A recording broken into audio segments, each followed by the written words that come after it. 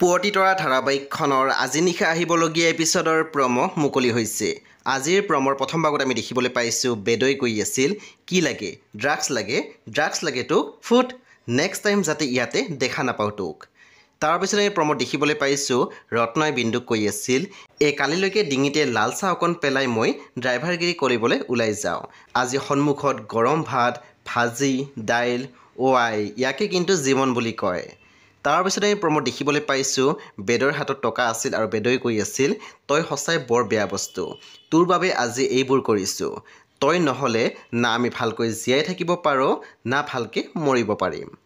সেই বন্ধু বান্ধৱীসকল আজি নিশা 9 বজাত ৰং টিভিত আহিবলগীয়া পুৱতি তৰা ধাৰাবাহিকখন খুবেই বেছি ইণ্টাৰেষ্টিং হ'বলৈ গৈ আছে। সেই আপোনালোকে চাবলৈ একেবাৰে নাপাহৰিব।